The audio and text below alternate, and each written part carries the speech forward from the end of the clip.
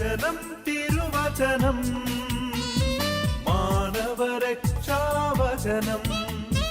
ഹൃദയങ്ങളെ ഒരുങ്ങിയിടുക വചനത്തെ എതിരേൽക്കാൻ.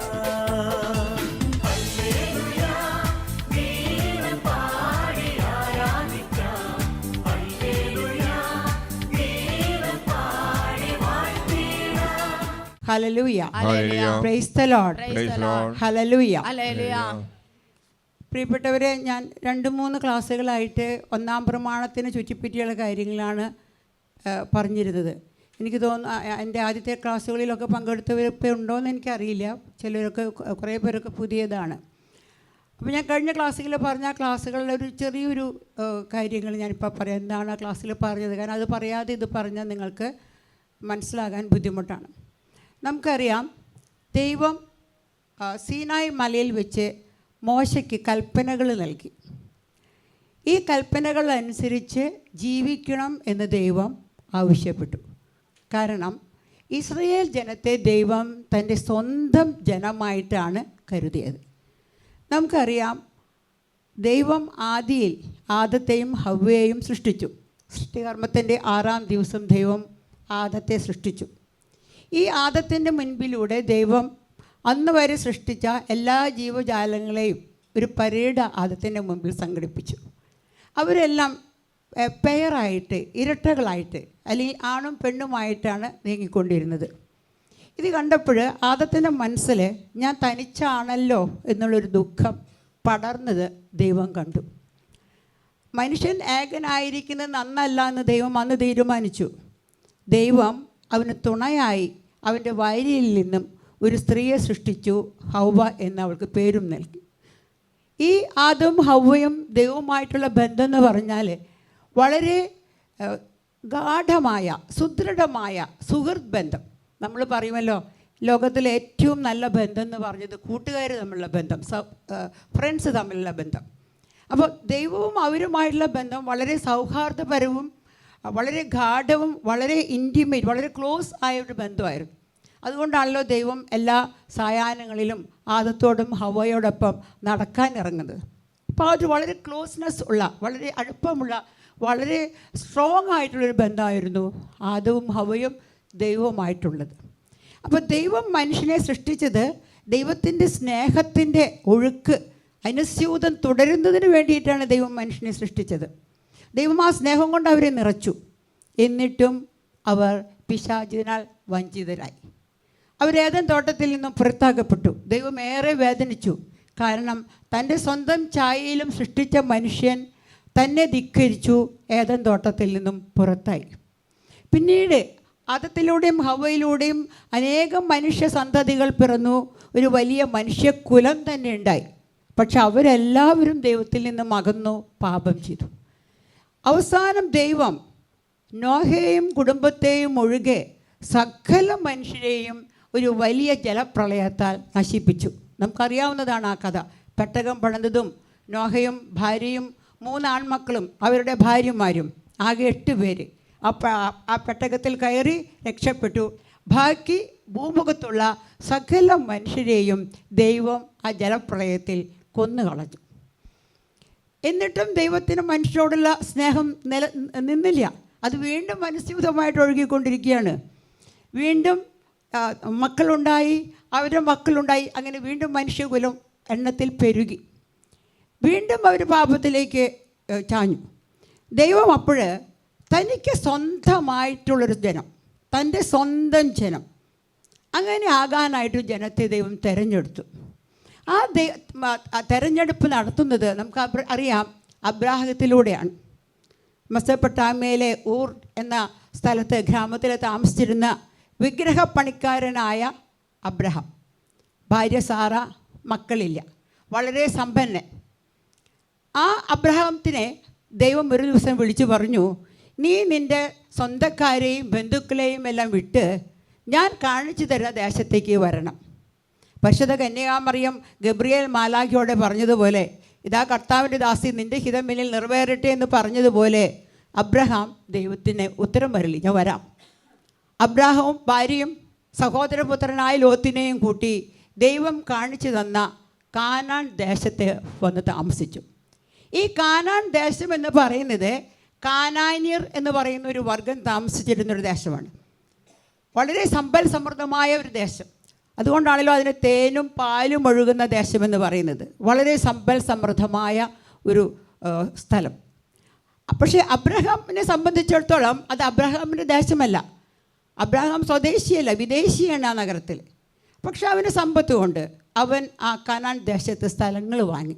നമുക്കറിയാം, അവൻ്റെ സാറ മരിച്ചപ്പോൾ സാറയെ സംസ്കരിക്കുന്നതിന് വേണ്ടി അവിടെ ഒരു തോട്ടം അബ്രഹാമിന് പണം കൊടുത്ത് വാങ്ങേണ്ടി വന്നു. കാരണം കാനാൻ ദേശം അബ്രാഹത്തിൻ്റെ സ്വന്തമല്ല. അവിടെ വെച്ച് ദൈവം അബ്രാഹാമിനെ സന്താനത്തെ നൽകി. ഇസഹാക്ക്, നമുക്കറിയാം ആ കഥകളൊക്കെ. ഇസഹാക്കിൻ്റെ 2 പുത്രന്മാർ യാക്കോബും ഏസാവും. അങ്ങനെ അവർ എണ്ണത്തിൽ പെരുകി വലുതായി. അവസാനം യാക്കോബിൻ്റെ ചെറിയ മകൻ ജോസഫിനെ അവൻ്റെ സഹോദരന്മാരെ വിറ്റു. അവൻ ഈജിപ്ത് ദേശത്തെത്തി. വളരെ വർഷങ്ങൾക്ക് ശേഷം, കഠിനമായ യാതനകൾക്ക് ശേഷം ജോസഫ് ആ ഈജിപ്തിൻ്റെ നേതാവായി അവിടുത്തെ രാജസ്ഥാനത്തേക്ക് തന്നെ ഉയർത്തപ്പെട്ടു. അതിനുശേഷം സംഭവിച്ചത്, ആ ഈജിപ്ത് ദേശത്ത് സമ്പന്നമായപ്പോൾ കാനാൻ ദേശം ദരിദ്രമായി. അവിടെ വളരെ വലിയ പട്ടിണി, ഞെരുക്കം വന്നു. നമുക്കറിയാവുന്ന കഥകളാണതൊക്കെ. അവസാനം ജോസഫ് യാക്കോബിനെയും ആ സന്തതി പരമ്പരയിൽപ്പെട്ട ബന്ധുമിത്രാദികളായ 75 പേരെയും കൂട്ടി വീണ്ടും അവർ ഇസ്രായേൽ ദേശത്തേക്ക്, അവരെ ഈജിപ്തിലേക്ക് കൊണ്ടുവന്നു. അപ്പോൾ ഈ യാക്കോബിൻ്റെ മക്കളെ പറയുന്ന പേരാണ് ഇസ്രായേൽ ജനം. നമുക്കറിയാം, യാക്കോബ് ഏസാവിനെ വഞ്ചിച്ച് പിതാവിൽ നിന്നും അനുഗ്രഹം വാങ്ങി അമ്മാവനായ ലാബാൻ്റെ അടുത്ത് പോയി വിവാഹമൊക്കെ കഴിഞ്ഞു. തിരിച്ച് മടങ്ങുന്ന സമയത്ത് പാതാമരാമിൽ വെച്ച് ഒരു ബലിപീഠം പണിത് ദൈവത്തിന് ആരാധന അർപ്പിച്ചപ്പോൾ ദൈവം പ്രത്യക്ഷനായിട്ട് പറഞ്ഞു, യാക്കോബേ, ഇനിമേൽ നീ യാക്കോബ് എന്നല്ല അറിയപ്പെടുന്നത്, നീ എൻ്റെ സ്വന്തം ജനമായ ഇസ്രായേൽ എന്നാണ് പറയപ്പെടുന്നത്. അപ്പോൾ യാക്കോബിൻ്റെ അനന്തര അല്ലെങ്കിൽ പിൻഗാമികളെ വിളിക്കുന്ന പേരാണ് നമ്മൾ ഇസ്രായേൽ ജനം. ഈ ഇസ്രായേൽ ജനം ഈജിപ്തിൽ ആദ്യം വളരെ രാജീകമായി ഫറവോ എതിരേറ്റുവെങ്കിലും വർഷങ്ങളും കാലങ്ങളും കഴിഞ്ഞു പോയപ്പോൾ അവരെ അടിമകളാക്കി ഈജിപ്തുകാർ കണക്കാക്കി. അവരുടെ ദീനരോധനം സ്വർഗത്തിലേക്ക് ഉയർന്നു. ദൈവം മോശയെ നിയമിച്ചു. മോശയുടെ നേതൃത്വത്തിൽ ഇസ്രായേൽക്കാരെ, യാക്കോബിൻ്റെ അനന്തര അവകാശികളെ, ആ വംശത്തെ ഈജിപ്തിൽ നിന്നും അവിടുന്ന് കൊണ്ടുവന്ന് ചെങ്കടൽ കടത്തി സീനായ് മലമുകളുടെ അടിവാരത്തിലെത്തിച്ചു. അവിടെ വെച്ചിട്ടാണ് ദൈവം മോശ വഴി ഈ കൽപ്പനകൾ ഈ ജനത്തിന് നൽകുന്നത്. കാരണം ദൈവത്തിന് ഒരൊറ്റ ആഗ്രഹമേ ഉള്ളൂ, ഇവരെൻ്റെ സ്വന്തം ജനമായിരിക്കണം. ഇസ്രായേൽ ജനം എൻ്റെ സ്വന്തം ജനമായിരിക്കണം. എൻ്റെ സ്വന്തം ജനമായ ഇസ്രായേൽ അവരുടെ അപ്പൻ എന്ന് പറയുന്നത് ദൈവമാണ്. അപ്പോൾ ദൈവത്തിൻ്റെ നിലവാരത്തിലേക്ക് ഇസ്രായേൽ ജനം ഉയരണമെങ്കിൽ ഇസ്രായേൽ ജനം ചില പ്രത്യേക നിയമങ്ങളനുസരിച്ച്, ചില പ്രത്യേക ചട്ടങ്ങളനുസരിച്ച്, ചില പ്രമാണങ്ങളനുസരിച്ച് ജീവിക്കണം. സാധാരണ പോലെ ജീവിച്ചാൽ പോരാ. ദൈവത്തിൻ്റെ ആ നിലവാരത്തിലേക്ക് അവർ ഉയരണമെങ്കിൽ അവർ ദൈവത്തിൻ്റെ കൽപ്പനകളും ചട്ടങ്ങളും പ്രമാണങ്ങളും പാലിക്കണം. അപ്പോൾ എന്തിനു വേണ്ടിയാണ് കൽപ്പനകൾ എന്ന് വിചാരിച്ചാൽ നമുക്കറിയാം, അത് ദൈവത്തിൻ്റെ നിലവാരത്തിലേക്ക്, ദൈവത്തിൻ്റെ സ്വന്തം മക്കളായി വളരാനുള്ള ഒരു ജീവിതചര്യയാണ് പ്രമാണങ്ങൾ അല്ലെങ്കിൽ കൽപ്പനകൾ അല്ലെങ്കിൽ നിയമങ്ങൾ. ഈ നിയമങ്ങളാണ് മോശയ്ക്ക് ദൈവം സീനായി മലയിൽ വെച്ച് എഴുതി കൊടുത്തത്. അപ്പോൾ ദൈവം പറയാണ്, നിങ്ങൾ ഈ നിയമങ്ങളും കൽപ്പനകളും അനുസരിച്ച് ജീവിക്കുമ്പോൾ ഞാൻ നിങ്ങൾക്ക് ഒരുപാട് വാഗ്ദാനങ്ങൾ തരാം. നമുക്കറിയാം, ഈ വിശുദ്ധ ബൈബിളിൽ ഏകദേശം 8000 വാഗ്ദാനങ്ങളുണ്ട്. ഈ വാഗ്ദാനങ്ങളൊക്കെ ദൈവം നമുക്ക് ഫ്രീ ആയിട്ട് നൽകാനായിട്ടുള്ള സന്നദ്ധതയുള്ള ദൈവമാണ്. പക്ഷെ നമ്മൾ പറയില്ലേ, മുത്ത് പന്നിയുടെ മുൻപിൽ വെതറി കൊടുക്കരുത്, പന്നിക്ക് അതിൻ്റെ വില മനസ്സിലാവില്ല, അത് നശിപ്പിക്കും. അതുകൊണ്ട് ആ വാഗ്ദാനങ്ങൾ സ്വീകരിക്കത്തക്കത് നമ്മൾ ഒരുങ്ങണമെങ്കിൽ ദൈവം പറയുന്ന ഈ കൽപ്പനകളും പ്രമാണങ്ങളും നമ്മൾ അനുസരിച്ചേ പറ്റൂ. അപ്പോൾ ദൈവം മോശയോട് പറഞ്ഞു, നിൻ്റെ ജനം ഇതനുസരിക്കുമോ? മോശ മലയിൽ നിന്ന് ഇറങ്ങി വന്ന് ജനങ്ങളോട് ചോദിച്ചു, നിങ്ങളിത് അനുസരിക്കുമോ? അവർ പറഞ്ഞു, ഞങ്ങൾ കർത്താവ് പറയുന്നതെല്ലാം ഞങ്ങൾ അനുസരിക്കും. അപ്പോൾ ദൈവം പറഞ്ഞു, അങ്ങനെയെങ്കിൽ നിങ്ങൾ സമ്മതം മൂളി ഞാനിത് വാഗ്ദാനം ചെയ്യുന്നു. നമുക്ക് തമ്മിൽ ഒരു കരാർ, അല്ലെങ്കിൽ നമുക്ക് തമ്മിൽ ഒരു ഉടമ്പടിയാക്കണം. എല്ലാ ഉടമ്പടികളും മുദ്ര ചെയ്യണം, അല്ലേ? പക്ഷേ ഈ ഉടമ്പടിയുടെ പ്രത്യേകത, ഇത് വെറുമൊരു കരാറല്ല, ഇത് വെറുമൊരു കോൺട്രാക്റ്റ് അല്ല, ഇത് വെറുമൊരു എഗ്രിമെൻ്റ് അല്ല. ഇതിനെ പറയുന്ന പേര് കവനൻറ്റ്, അല്ലെങ്കിൽ ഉടമ്പടി എന്നാണ്. ഈ ഉടമ്പടിയിൽ നമ്മൾ മുദ്രിതമായി കഴിഞ്ഞാൽ ഈ ഉടമ്പടി പിൻവലിക്കാൻ നമുക്കാവില്ല. ഈ ഉടമ്പടി അനുസരിച്ച് നമ്മൾ ജീവിച്ചേ പറ്റൂ. അതാണ് ദൈവവും മനുഷ്യനുമായുള്ള ഉടമ്പടിയുടെ പ്രത്യേകത. ഇത് ആജീവനാന്തം നിലനിൽക്കുന്ന ഒരു ഉടമ്പടിയാണ്. കുറച്ച് കഴിയുമ്പോൾ ഇട്ടെറിഞ്ഞു പോകാനുള്ളതോ എനിക്ക് മനസ്സില്ല എന്ന് പറഞ്ഞ് തിരിച്ചു പോരാനുള്ളതല്ല ഈ ഉടമ്പടി. നിങ്ങൾ ഉടമ്പടിയിൽ മുദ്രിതരായെങ്കിൽ ഈ ഉടമ്പടി നിങ്ങളുടെ ജീവിതം മുഴുവൻ പാലിക്കാൻ നിങ്ങൾ ബാധ്യസ്ഥരാണ്, നിങ്ങൾ കടപ്പെട്ടവരാണ്. അതുകൊണ്ടാണ് ഇതിൻ്റെ ഉടമ്പടി എന്ന് പറയുന്നത്. ഇതിൻ്റെ ലൈഫ് വളരെ ഷോർട്ടല്ല, ടെമ്പററി അല്ല. ഒരു എഗ്രിമെൻറ്റോ ഒരു കരാറോ ഉണ്ടാക്കുമ്പോൾ, അല്ലെങ്കിൽ ഒരു കോൺട്രാക്റ്റോ ഉണ്ടാക്കുമ്പോൾ അതിലേതെങ്കിലും ഒരു കക്ഷിക്ക് അതിൽ താല്പര്യമില്ലെങ്കിൽ അതിന് വേണ്ട കോമ്പൻസേഷൻ കൊടുത്ത് നമുക്ക് അതിൽ നിന്ന് പിൻവാങ്ങാം. പക്ഷേ ഇതങ്ങനെയല്ല. ഈ കവനൻ്റ് നമ്മൾ നടത്തുന്നത് ദൈവവുമായിട്ടാണ്.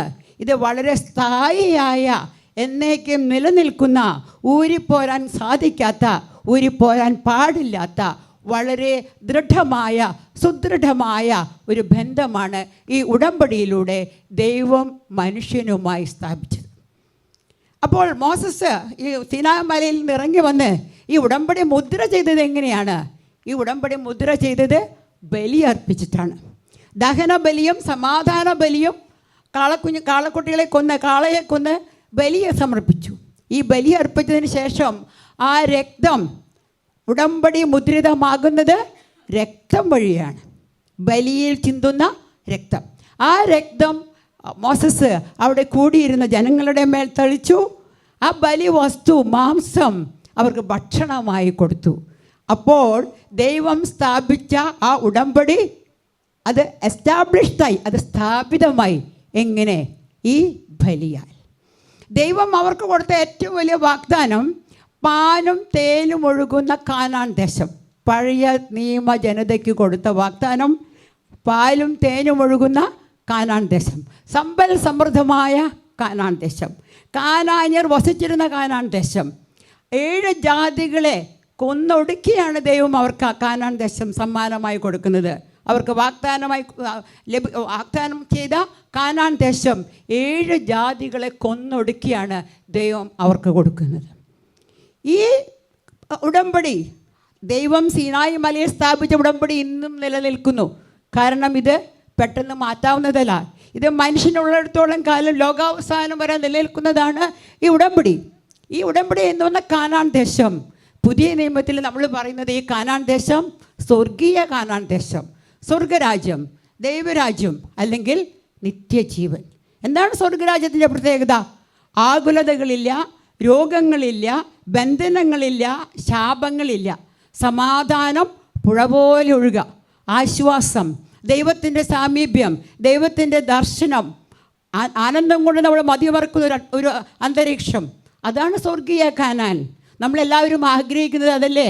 സമാധാനം, സന്തോഷം, ആനന്ദം, ആകുലതകളില്ലാത്ത, അസ്വസ്ഥതകളില്ലാത്ത, ഭാരങ്ങളില്ലാത്ത, ദുഃഖങ്ങളില്ലാത്ത, ദൈവത്തെ എപ്പോഴും ദർശിച്ചു കൊണ്ടിരിക്കുന്ന സ്വർഗരാജ്യം.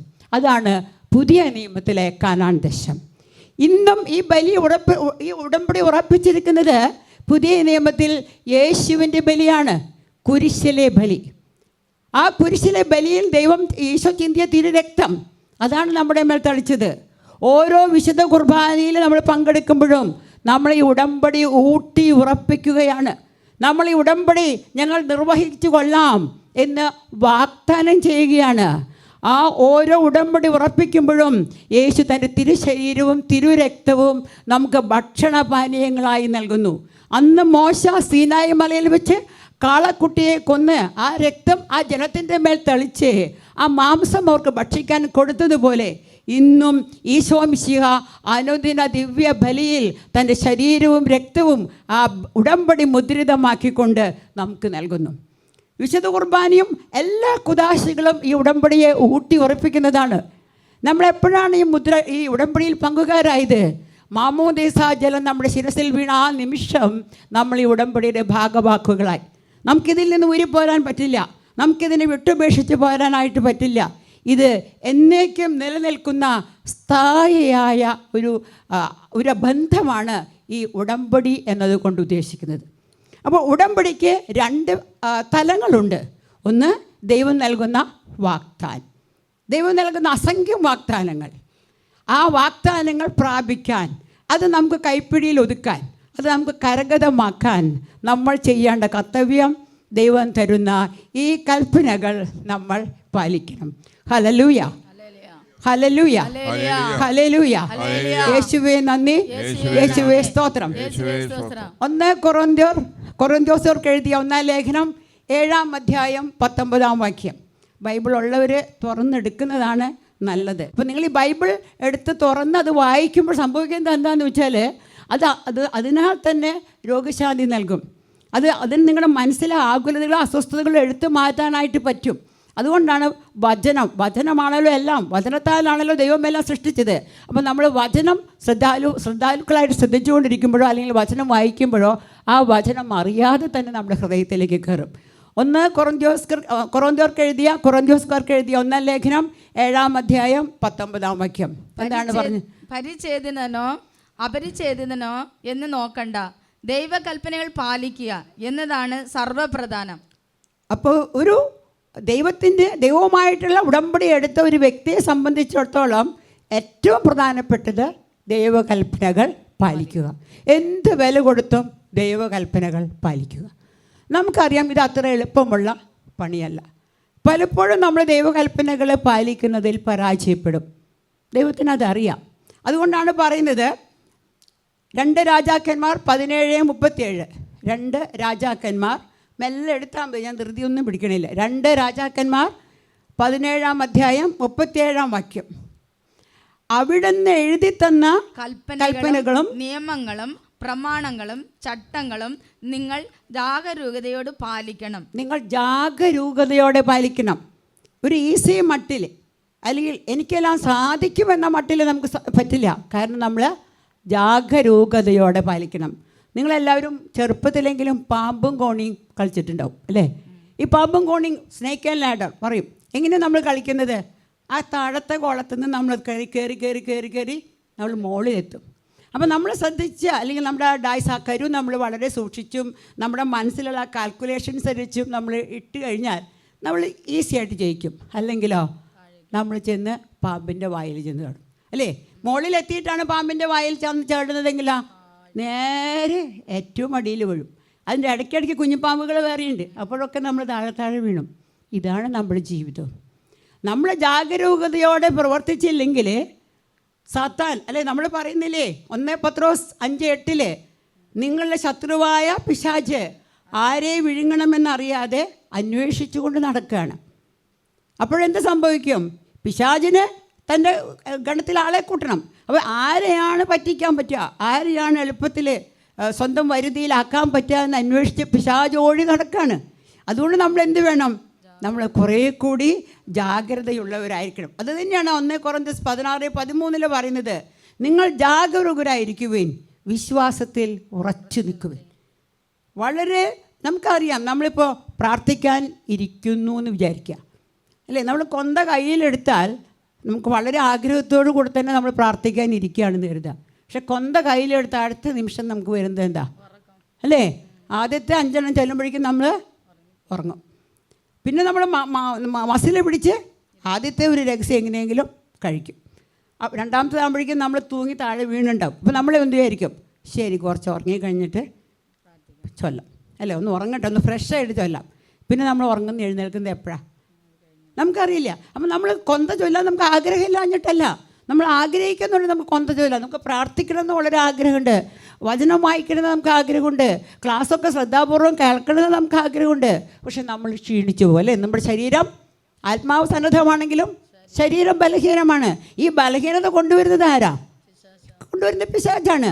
അപ്പോൾ ഈ പാമ്പും കോണിയും പോലെയാണ്. നമ്മൾ കൽപ്പനകൾ പാലിക്കാൻ ബാധ്യസ്ഥരാണ്, നമ്മൾ കൽപ്പനകൾ പാലിക്കാൻ താല്പര്യമാണ്, നമ്മൾ അതിന് ഇൻട്രസ്റ്റ് എടുക്കുന്നുണ്ട്. പക്ഷെ എന്തുണ്ടാകും? നമ്മൾ ജാഗരൂകത ഇല്ലെങ്കിൽ നമ്മൾ ഈ കൽപ്പനകൾ പാലിക്കാനായിട്ട് നമുക്ക് സാധിക്കില്ല. പക്ഷെ നമ്മൾ ഈ പാമ്പും കോണിയും തന്നെ വീണ്ടും ഞാൻ പറയുകയാണ്, നമ്മൾ കളിക്കുമ്പോൾ വീണ്ടും എന്ത് ചെയ്യും? നമ്മൾ വീണ്ടും കുറേ കൂടി ഉഷാറായിട്ട് ഇനി നമ്മൾ വീഴില്ല, പാമ്പിൻ്റെ വായിൽ ചെന്ന് ചാടില്ല എന്നുള്ളതിൽ നമ്മൾ വളരെ സൂക്ഷിച്ച് കളിക്കും. അതുപോലെ തന്നെ വീണു പോയാലും ഈ കൽപ്പനകൾ ശ്രദ്ധാപൂർവം വീണ്ടും നമ്മൾ പരിശ്രമിച്ചേ പറ്റൂ. ഇത് നമുക്ക് വളരെ അത്യാവശ്യമാണ്. കാരണം നമ്മൾ വീണു പോകാൻ സാധ്യതയുണ്ട്. കാരണം നമ്മൾ മനുഷ്യരാണ്, നമ്മൾ വീണു പോകും. പക്ഷേ വീണു പോയാൽ നമുക്ക് എന്ത് വേണം? അതീവ ജാഗ്രതയോടെ, അതീവ താല്പര്യത്തോടെ, അതീവ ശ്രദ്ധയോടെ നമ്മൾ വീണ്ടും കളി തുടരണം. കളി തുടരണം എന്ന് പറഞ്ഞാൽ നമ്മൾ കൽപ്പനകൾ പാലിക്കാനായിട്ട് തുടങ്ങണം. കാരണം എസെക്കിയേൽ പ്രവചനത്തിലെ 37-ാം അധ്യായത്തിൽ 23-ാം വാക്യം, 37:23 എസെക്കിയേൽ, തങ്ങളുടെ വിഗ്രഹങ്ങളാലോ മ്ലേച്ഛപ്രവൃത്തികളാലോ മറ്റേതെങ്കിലും അപരാധങ്ങളാലോ അവർ മേലിൽ തങ്ങളെ തന്നെ മലിനപ്പെടുത്തുകയില്ല. അവർ പാപം ചെയ്ത എല്ലാ വസതികളിൽ നിന്നും അവരെ ഞാൻ രക്ഷിച്ച് നിർമ്മലരാക്കും. അവർ എൻ്റെ ജനവും ഞാൻ അവരുടെ ദൈവവുമായിരിക്കും. ദൈവത്തിൻ്റെ കൽപ്പനയാണത്, ദൈവത്തിൻ്റെ ഉറപ്പാണത്, ദൈവത്തിൻ്റെ വാഗ്ദാനമാണത്. നിങ്ങൾ വീണു പോകാൻ സാധ്യതയുണ്ട്, നിങ്ങൾ വീഴും, പേടിക്കേണ്ട. ഞാൻ നിങ്ങളുടെ കൂടെയുണ്ട്. നമ്മൾ പാപം ചെയ്ത എല്ലാ വസതികളിൽ നിന്നും അവരെ ഞാൻ രക്ഷിച്ച് നിർമ്മലരാക്കുന്നത് ദൈവത്തിൻ്റെ വാഗ്ദാനമാണ്. ഈ 8000 വാഗ്ദാനത്തിൽ ഒരു വാഗ്ദാനമാണിത്. നിങ്ങൾ പാപം ചെയ്താലും ഞാൻ നിങ്ങളെ രക്ഷിച്ച് നിർമ്മലരാക്കും. ഇത്രയും നല്ലൊരു വാഗ്ദാനം നമ്മുടെ കയ്യിലുള്ളപ്പോൾ നമ്മൾ പേടിക്കേണ്ട കാര്യമില്ല, നമ്മൾ ഭയപ്പെടേണ്ട കാര്യമില്ല. അതിനനുസരിച്ച് നമ്മൾ എപ്പോഴെപ്പോഴും വീഴണം എന്നല്ല പറയുന്നത്, വീഴാതിരിക്കാൻ നമ്മൾ ശ്രദ്ധിക്കണം. പക്ഷെ വീണു പോയാലും നിരാശപ്പെടാതെ, അസ്വസ്ഥപ്പെടാതെ വീണ്ടും നമ്മൾ അതീവ ജാഗ്രതയോടെ ശ്രദ്ധാപൂർവം വീണ്ടും നമ്മൾ പരിശ്രമിച്ച് ഈ ദൈവം വാഗ്ദാനം ചെയ്ത ഉടമ്പടികൾ സ്വന്തമാക്കാനായിട്ട് നമ്മൾ ശ്രമിക്കണം.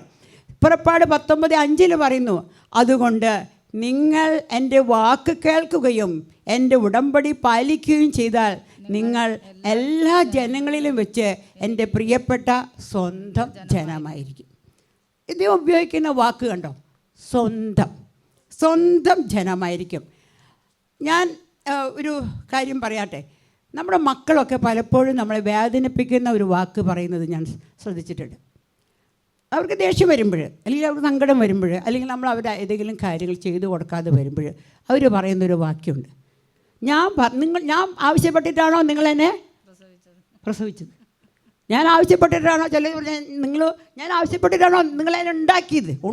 അങ്ങനെ വാക്ക് ഉപയോഗിക്കുക. പ്രസവിച്ചതൊക്കെ കുറച്ചുകൂടി മാന്യമായ ഭാഷ ആണോ? അങ്ങനെ ചോദിച്ചില്ല. ഏതെങ്കിലും കുറച്ച് പേരെങ്കിലും കേട്ടിട്ടുണ്ടാവും, അല്ലെങ്കിൽ കുറച്ച് മക്കളെങ്കിലും അങ്ങനെ ചോദിച്ചിട്ടുണ്ടാവും, ഞാൻ പറഞ്ഞിട്ടാണോ എന്നെ പ്രസവിച്ചത്? ഞാൻ പറഞ്ഞിട്ടാണോ എന്നെ സൃഷ്ടിച്ചത്? അത് കേൾക്കുന്ന സമയത്ത് ഏത് മാതാപിതാക്കളാണെങ്കിലും അല്പം സമയം ഒന്ന് നിശ്ചലരായി പോകും, ഒന്ന് സ്റ്റണ്ടായി പോകും. അവരുടെ മനസ്സിൽ വളരെ വലിയ സങ്കടം ആ നിമിഷം ഉരുണ്ടു വരും. തീർച്ചയായിട്ടും ഉണ്ടാകും, അല്ലേ? ഒരു കാര്യം ഈ പ്രിയപ്പെട്ട മക്കളും നമ്മളും മനസ്സിലാക്കണം, നമ്മൾ വിചാരിച്ചിട്ട് നമുക്കൊരു മക്കളെ ഇന്ന് വരെ സൃഷ്ടിക്കാനായിട്ട് കഴിഞ്ഞിട്ടില്ല. അങ്ങനെയെങ്കിൽ ഈ ലോകത്തിലെ അനവത്യത അല്ലെങ്കിൽ വന്ധ്യത എന്നൊരു പ്രശ്നം ഉണ്ടാകുമോ? മാതാപിതാക്കൾ വിചാരിക്കുകയാണ് എനിക്കിപ്പോൾ കുഞ്ഞുങ്ങളെ ഉണ്ടാക്കാൻ പറ്റുമെന്ന് ഒരു അമ്മ വിചാരിക്കുകയാണെങ്കിൽ, അപ്പം തീരുമാനിക്കുകയാണെങ്കിൽ അവർക്ക് കുഞ്ഞുങ്ങളുണ്ടാക്കാൻ പറ്റുമല്ലോ. പക്ഷേ എത്രയോ മാതാപിതാക്കളും മക്കളില്ലാതെ കഴിയുന്നു. ഡോക്ടർമാർ പറയുന്നതാണ് ഒരു കുഴപ്പമില്ല, കുഞ്ഞുങ്ങളുണ്ടാവാൻ യാതൊരു തടസ്സവുമില്ല. അങ്ങനെ പറഞ്ഞ എത്രയോ ഭാര്യ ഭർത്താക്കന്മാർ മക്കളില്ലാതെ കഴിയുന്നു. നിങ്ങൾക്ക് ഈ ജന്മത്തിൽ കുഞ്ഞുണ്ടാവില്ല, നിങ്ങൾക്ക് അത്രയും വലിയ പ്രശ്നമാണെന്ന് പറഞ്ഞ എത്രയോ ഭാര്യ ഭർത്താക്കന്മാർ കുഞ്ഞുങ്ങളുമായിട്ട് ജീവിക്കുന്നു. ഹല്ലേലൂയ, യേശുവേ നന്ദി, യേശുവേ സ്തോത്രം, യേശുവേ മഹത്വം. Hallelujah, hallelujah, hallelujah. അതുപോലെ ഡോക്ടർമാർ ചില കുഞ്ഞുങ്ങളെ കണ്ടിട്ട് പറയില്ലേ, ഗർഭാവസ്ഥയിൽ സ്കാനിങ് നടത്തിയിട്ട് പറയില്ലേ, മാനസിക വൈകല്യമുള്ള കുട്ടിയാണ്, നിങ്ങളതിന് എന്താ വേണമെങ്കിലും അബോർട്ട് ചെയ്യാൻ പറ്റുമെങ്കിൽ അബോർട്ട് ചെയ്യേ എന്നൊക്കെ പറയുമില്ലേ. പക്ഷേ അങ്ങനെ പറഞ്ഞ എത്രയോ കുട്ടികൾ പരിപൂർണ ആരോഗ്യത്തോടെ പുറത്തു വന്നിട്ടുണ്ട്. ഒരു കുഴപ്പമില്ല എന്ന് പറയുന്ന എത്രയോ കുട്ടികൾ വൈകല്യത്തോടെ ജനിച്ചിട്ടുണ്ട്. അതുകൊണ്ട് ഒരു കുഞ്ഞിന് ജന്മം നൽകുക എന്നുള്ളത്, ഈ ചോദ്യം ചോദിക്കുന്ന പ്രിയപ്പെട്ട മക്കളെ, അല്ലെങ്കിൽ ഈ ചോദ്യത്തിന് ഉത്തരം പറയാൻ ബാധ്യസ്ഥരായ മാതാപിതാക്കളെ, നമുക്ക് ധൈര്യപൂർവ്വം പറയാം, ഈ മക്കളെ സൃഷ്ടിക്കുന്നത് നമ്മളല്ല, നമ്മളെ കൊണ്ടാവുന്ന കാര്യമല്ല അത്. ദൈവത്തിനു വേണ്ടി ദൈവത്താൽ സൃഷ്ടിക്കപ്പെട്ടവരാണ് ഓരോ മനുഷ്യ വ്യക്തി. ഒരു ഭാര്യയും ഭർത്താവും വിചാരിച്ചത് കൊണ്ട് കുഞ്ഞ് ജനിക്കില്ല. ഒരു ഡോക്ടർ വിചാരിച്ചതുകൊണ്ടും കുഞ്ഞ് ജനിക്കില്ല. കുഞ്ഞ് ജനിക്കുക എന്നുള്ളത് സൃഷ്ടികർമ്മം ദൈവത്തിൻ്റെ മാത്രം അവകാശമാണ്. ഇന്ന് വരെ ആ സൃഷ്ടികർമ്മത്തിൽ പങ്കുകൊള്ളാനായിട്ട് എന്താ പറയുക, കൈ കടത്താനായിട്ട് ദൈവം മനുഷ്യവംശത്തെ അനുവദിച്ചിട്ടില്ല. നിങ്ങൾ ശാസ്ത്രത്തിലെ ക്ലോണിങ്ങും മറ്റ് പല പുതിയ ടെക്നിക്കുകളൊക്കെ കേൾക്കും. അതിന് ഒരു ജീവനുള്ള കോശം ആവശ്യമുണ്ട്. ആ കോശത്തിനകത്ത് ചില പരിഷ്കാരങ്ങളൊക്കെ നടത്തിയിട്ട് അതിൽ നിന്ന് മറ്റൊരു കോശത്തിനെ ഉൽപ്പാദിപ്പിക്കാനോ ഭ്രൂണത്തെ ഉൽപ്പാദിപ്പിക്കാനോ ഒക്കെ സാധിക്കും. പക്ഷേ ജീവനുള്ള ഒരു കോശത്തെ നിർമ്മിക്കാനായിട്ട് ഇന്ന് വരെ ശാസ്ത്രത്തിന് കഴിഞ്ഞിട്ടില്ല. കാരണം സൃഷ്ടി എന്നുള്ളത് ദൈവത്തിൻ്റെ മാത്രം ഒരു സ്വഭാവമാണ്. അതുകൊണ്ട് മക്കളിങ്ങനെ ചോദിക്കുമ്പോൾ ധൈര്യമായിട്ട് പറയാം, ഞാനല്ല, അപ്പനല്ല, ദൈവമാണ് നിന്നെ സൃഷ്ടിച്ചത്. എന്തിനു വേണ്ടി? ദൈവത്തിൻ്റെ സ്വന്തമാക്കാൻ. ബൈബിളിൽ എത്രയോ പ്രാവശ്യമാണ് ദൈവം പറയുന്നത് എൻ്റെ സ്വന്തം, എൻ്റെ സ്വന്തം. നിങ്ങൾ നോക്ക്, നമ്മുടെ മക്കൾക്ക് ആരുടെ ചായ? നമ്മുടെ ചായ, നമ്മുടെയോ അല്ലെങ്കിൽ നമ്മുടെ ഭർത്താവിൻ്റെ അല്ലേ. ഒരു 2-3 വർഷങ്ങൾക്ക് മുമ്പ് എൻ്റെ ഒരു ഫ്രണ്ടിൻ്റെ മകളുടെ പ്രസവം നടക്കുന്ന സമയത്ത് ഞാൻ അവിടെ ഉണ്ടായിരുന്നു. അപ്പോൾ ജനിച്ചോടുമ്പോൾ കൊച്ചിനെ നേഴ്സ് കാണിച്ചു തരുമല്ലോ. അപ്പോൾ കൊച്ചിൻ്റെ അപ്പൻ ഓടി വന്നിട്ട് എന്നോട് ചോദിച്ചു, ആൻറ്റി കുഞ്ഞിന് ആരുടെ ചായ? അവന് അത്രയും കൊതിയാണ് അവൻ്റെ ചായയാണെന്ന് ഞാൻ പറയണം. ജനിച്ചുകൊണ്ട് കുഞ്ഞിന് നേഴ്സുമാർ കൊണ്ടുവന്ന കുഞ്ഞിന് അങ്ങനെ പ്രത്യേകം ചായ ഒന്നും എനിക്ക് പറയാൻ പറ്റിയില്ലെങ്കിൽ ഇവനെ ആശ്വസിപ്പിക്കാനായിട്ട് ഞാൻ പറഞ്ഞു, നിൻ്റെ തന്നെ ചായയാന്ന്. എന്തായാലും ദൈവാനുഗ്രഹത്തായാലും ഇപ്പം 3-4 വർഷം കഴിഞ്ഞപ്പോൾ അവൻ തന്നെ അവൻ്റെ അപ്പൻ്റെ അതേ ചായ. ഒരു DNA ടെസ്റ്റ് നടത്തണ്ട, മുഖത്ത് നോക്കിയാൽ പറയാം ഇത് അപ്പൻ്റെ മോനാണ്. അപ്പോൾ നമ്മുടെ മക്കൾക്ക് നമ്മുടെ ചായയാണ്. ദൈവം ആരുടെ ചായയിലാണ് മനുഷ്യനെ സൃഷ്ടിച്ചത്? സ്വന്തം ചായയിലും സാദൃശ്യത്തിലും. അതിൻ്റെ അർത്ഥം എന്താ? നമ്മൾ ദൈവത്തിൻ്റെ മക്കളാണ്, യാതൊരു സംശയവുമില്ല. നമ്മൾ ദൈവത്തിൻ്റെ മക്കളാണ്. ഏത് മക്കൾ ഏതൊക്കെ സമയത്ത് ഭൂമിയിൽ വരണം എന്നുള്ളത് ദൈവം നിശ്ചയിക്കുന്ന കാര്യമാണ്. അതിൽ മനുഷ്യന് യാതൊരു കൈകടത്താനും പറ്റില്ല. അത് ദൈവത്തിൻ്റെ മാത്രം ഒരു നിശ്ചയമാണ്. നിങ്ങൾ നോക്കിക്കേ, നമ്മുടെ മക്കൾക്ക് എന്തെങ്കിലും അപകടം പറ്റിയാൽ നമ്മൾ എന്ത് ചെയ്യും? ഏതറ്റം വരെ നമ്മൾ പോവില്ലേ? നമ്മുടെ മക്കൾക്ക് രോഗം വന്നു, സാമ്പത്തികമായ ബുദ്ധിമുട്ടാണെങ്കിൽ എന്ത് ചെയ്യും? കിടപ്പാടം വിറ്റിട്ടായാലും കിഡ്നി വിറ്റിട്ടായാലും ലിവർ വിറ്റിട്ടായാലും നമ്മൾ എന്ത് ചെയ്യും? നമ്മുടെ മക്കൾക്ക് ചികിത്സിക്കാൻ ആവശ്യമായിട്ടുള്ള പണം നമ്മൾ സ്വരൂപിക്കും. വല്ല മയക്കുമരുന്നിലോ മറ്റേതെങ്കിലും പ്രശ്നങ്ങളിൽ ചെന്നപ്പെട്ടാൽ എന്ത് ചെയ്യും? പറ്റിയ രാഷ്ട്രീയ നേതൃത്വത്തെയോ അല്ലെങ്കിൽ നമുക്ക് പറ്റാവുന്ന സ്വാധീനം ചെലുത്തുന്ന ആരെയൊക്കെ നമ്മൾ കണ്ടുപിടിച്ചിട്ട് അവരെ രക്ഷപ്പെടുത്താൻ സാധിക്കുമോ നമ്മൾ അവരെ രക്ഷപ്പെടുത്തും. നമ്മൾ പറയുമോ നശിച്ചു പോട്ടെ. ചിലപ്പോൾ ഗതികേടുകൊണ്ട് നമ്മുടെ സങ്കടം കൊണ്ട് ചിലപ്പോൾ നമ്മൾ ആത്മഗതമായിട്ട് പറയും, എന്താ പറയുക, എന്താ വിത്ത് പഠിക്ക് പുറത്തുനിന്നോ ഇങ്ങനെയൊന്നും പറയില്ലേ, അതുപോലെ അങ്ങനെ നമ്മൾ പറയുമെങ്കിലും നമ്മുടെ ഉള്ളിൻ്റെ ഉള്ളിൽ എങ്ങനെയാണ്? ഏത് വിധേനയെങ്കിലും നമുക്ക് അവരെ രക്ഷിക്കണം. അത് തന്നെയാണ് ദൈവം ചെയ്തത്. ദൈവം സൃഷ്ടിച്ച കോടാനുകോടി മക്കൾ നശിച്ചു പോകുമ്പോൾ ദൈവത്തിന് കണ്ണം പൂട്ടിയിരിക്കാൻ പറ്റുമോ? ഇല്ല. ദൈവം വേദനയ്ക്കാണ്. ആ വേദന കണ്ടിട്ടാണ് പുത്രൻ പറഞ്ഞത്, അപ്പാ ഞാൻ പോകാം, അവരെ രക്ഷിക്കാനായിട്ട് ഞാൻ പോകാം. ഞാൻ രക്ഷിക്കാൻ വന്ന യേശു ജനിച്ചതോ നമ്മളിപ്പോൾ ക്രിസ്മസിന് ഒരുങ്ങല്ലേ അല്ലേ? അന്ന് വരെ ഒരു കുഞ്ഞും ജനിക്കാത്ത ഒരു കാലിത്തൊഴുത്തിൽ മൃഗങ്ങളുടെ ഒപ്പം ആണ് ക്രിസ്തു ജനിച്ചത്. ഇപ്പോൾ വേണമെങ്കിൽ ആൾക്കാർ പറയുമ്പോൾ അതൊരു ഇക്കോ ഫ്രണ്ട്ലി ബർത്തായിരുന്നു എന്ന്. കാരണം പ്രകൃതിയോടിട്ട് ഇണങ്ങി ഒരു കാലിത്തൊഴുത്തിലാണല്ലോ ഈശോ ജനിച്ചത്. വളരെ ഇക്കോ ഫ്രണ്ട്ലി ബർത്ത്. അതെനിക്കറിയില്ല അതിനെക്കുറിച്ച് സംസാരിക്കാൻ. പക്ഷെ ദരിദ്രനായിട്ട് ക്രിസ്തു ജനിച്ചു. അത് കഴിഞ്ഞുള്ള ജീവിതം അതും ദരിദ്രപൂർണമായിരുന്നു. അവസാനം കുരിശമരണത്തിന് വിധിച്ചു. നിങ്ങൾ നോക്കിക്കേ, ദൈവത്തിന് പ്രതികരിക്കാമായിരുന്നില്ലേ? പിലാത്തോസിൻ്റെ പടയാളികൾ ക്രിസ്തുവിനെ അറസ്റ്റ് ചെയ്യാൻ വന്നപ്പോൾ ഈശോയ്ക്ക് പ്രതികരിക്കാമായിരുന്നില്ലേ? ഈശോ പ്രതികരിച്ചില്ല. ചിലപ്പോൾ നമ്മുടെ മക്കൾക്ക് വേണ്ടിയിട്ട് നമ്മൾ നിശബ്ദത കാണിക്കൂലേ അല്ലേ? അവൻ ചെയ്ത തെറ്റുകൾ മറ്റുള്ളവർ എണ്ണി പറയുമ്പോൾ അവനെ കുറ്റം വിധിക്കുമ്പോൾ നമുക്ക് മറുപടി പറയണമെന്ന് തോന്നും. പക്ഷെ നമ്മൾ എന്ത് ചെയ്യും? നമ്മൾ മറുപടി പറഞ്ഞ സംഗതി കുറച്ചുകൂടെ കോംപ്ലിക്കേറ്റഡ് ആകും. അപ്പോൾ നമ്മൾ എന്ത് ചെയ്യും? മിണ്ടാതിരിക്കും. മൗനം വിദ്വാനുഭൂഷണം എന്ന് പറഞ്ഞു. ദൈവം ഈശോ പീലാത്തോസിൻ്റെ പടയാളികളോട് പ്രതികരിച്ചില്ല. കയ്യാപ്പാസും പീലാത്തോസും ഹെറോദോസും ക്രിസ്തുവിനെ അന്യായമായി ഇഷ്ടം പോലെ വിതരണം ചെയ്തു. ഈശോ ഒന്നും പ്രതികരിച്ചില്ല. അവസാനം പീലാത്തോസ് മരണത്തിന് വിധിച്ചു, ഒന്നും പ്രതികരിച്ചില്ല. എന്തുകൊണ്ടാണ്? ദൈവത്തിൻ്റെ ലക്ഷ്യം നഷ്ടപ്പെടുന്ന നാശത്തിലേക്ക് കുതിച്ചു പായുന്ന കോടാനുകോടി മനുഷ്യ മക്കളെ രക്ഷിക്കാൻ ദൈവത്തിൻ്റെ ഈ നിശബ്ദത വളരെ അത്യാവശ്യമാണെന്ന് അറിഞ്ഞ ഈശോ മൗനം പാലിച്ചു. അല്ലേ? പീലാത്തോസ് വീണ്ടും ചാട്ടവാറുകൊണ്ട് ചമ്മട്ടി കൊണ്ട് ആ കോമ്പൗണ്ടിൽ വെച്ച് ഈശോയെ മർദ്ദിച്ചു. മുറിവില്ലാത്ത ഒരു ഭാഗമില്ല, ചോര ഒറ്റിട്ട് വീഴാത്ത ഒരു ഭാഗമില്ല, നീറുന്ന വേദന.